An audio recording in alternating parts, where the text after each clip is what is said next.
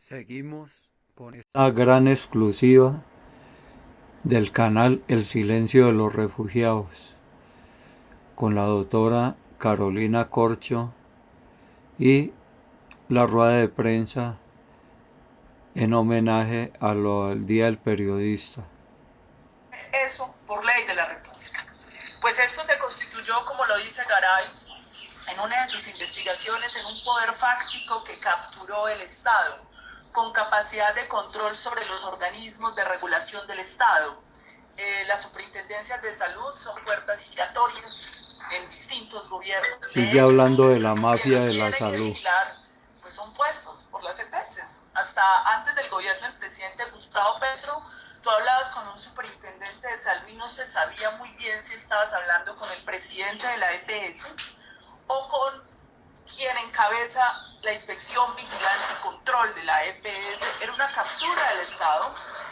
El influjo de estos organismos, de estas EPS, que ya vamos a desmenuzar quiénes son, sobre las políticas públicas del Ministerio de Salud es evidente. En la declaratoria de emergencia social en salud del presidente Álvaro Uribe, donde se responsabiliza a los pacientes y a los jueces de la crisis de la salud, en donde se dice que los recursos son insuficientes, pero porque los pacientes utilizan los servicios de salud, esos decretos fueron redactados también por las propias EPS. ¿Cómo capturó el Estado para adaptar políticas públicas a mi medida?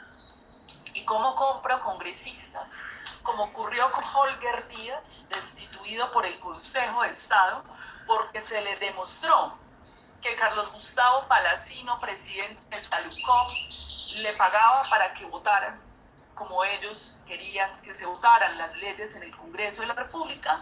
Y el caso de Holger Díaz es el que conocemos. ¿Cuántos son los que no conocemos? En Colombia se desató uno de los escándalos de falta de legitimidad y representatividad del Congreso de la República por la parapolítica. Más de 60 congresistas fueron destituidos y fueron a la cárcel por la Corte Suprema de Justicia, entre otras cosas por las denuncias del entonces senador Gustavo Petro, porque se demostró sus vínculos con el narcoparamilitarismo para emitir políticas públicas a favor de estas crímenes, estas instituciones criminales, organizaciones criminales. Se ha hecho una investigación en Colombia sobre cuál es la influencia de los fondos privados de pensiones en el Congreso de la República, como lo era el narcoparamilitarismo en el Congreso.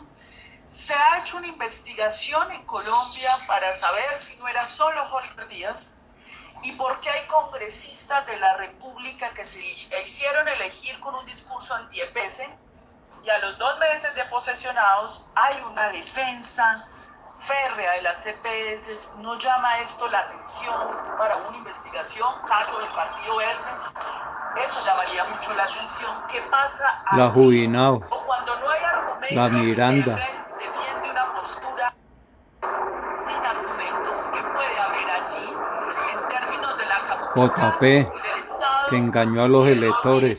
la corporación política que es el Congreso de la República para favorecer esos intereses? Porque estamos hablando de una reforma que le quita 95 billones de manejo discrecional a algo que se denominan las EPS y que hemos estado descubriendo en estas investigaciones de la sociedad civil. Ya cuando estamos en el gobierno nos damos cuenta de más cosas.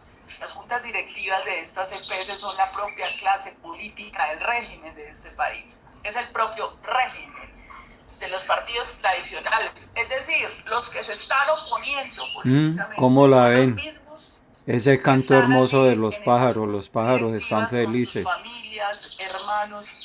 Y no había Ha ninguna declarado jaula ahí. algún conflicto de interés público el doctor Germán Vargas Lleras Llegaron frente a al la debate reunión la de salud. Carolina Corcho, ¿Cuáles son esos pájaros. los intereses de la doctora Ilia Francisca Toro en el debate de la salud? Acá hay muchas preguntas de investigación y de trabajo.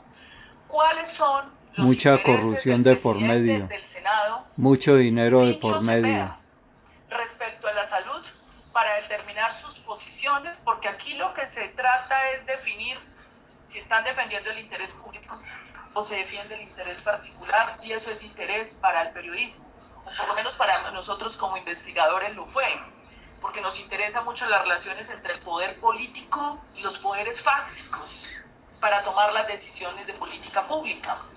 ¿Cuáles son los intereses más allá de la ideología del señor César Gaviria con el tema de la salud? Claro, lo de César Gaviria fue el impulsor de esa visión de país. Todo lo de César Gaviria es turbio. Tenía que haber extracción de rentas, evidentemente él hizo la apertura económica, acabó con el agro, desindustrializó a Colombia, fue uno de los gestores de esta política pública. Uno podría entender que hay allí una coherencia ideológica en su pensamiento, pero creo que hay muchas preguntas por responderle al país que la reforma a la salud nos está mostrando cómo opera el poder político y las instituciones en Colombia, y también nos desnuda cómo opera alguna prensa en este país en respaldo no del interés público, sino de esos poderes fácticos. Porque vuelvo e insisto, hoy en Colombia se entregan 95 billones de manera anticipada para que a discrecionalidad la CPS lo maneje. Al final del año ellos presentan unos informes, y no todas. De 28, el año pasado solo 15 presentaron el informe. Y de 15, solo 5 tienen datos confiables de cómo manejaron más de 80 billones de pesos el año anterior. Eso no es lo suficientemente irregular. No es lo suficientemente irregular que un Estado entregue esa cantidad de recursos y que discrecionalmente las EPS presenten esas cifras. Esa es la discusión que hubo respecto al cálculo de la UPC, que es la cifra per cápita que calcula el gobierno para girar al año siguiente para que se atienda a cada afiliado en el país.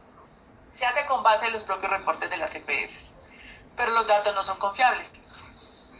Cuando los datos no son confiables, y eso está demostrado en sendos documentos del Fondo ADRES, también un estudio que se hicieron sobre los propios estados financieros de las EPS, lo que dice la norma es que el gobierno procede a aumentar la UPC por encima del IPC causado en el año anterior, la inflación que terminó en el 5.2%.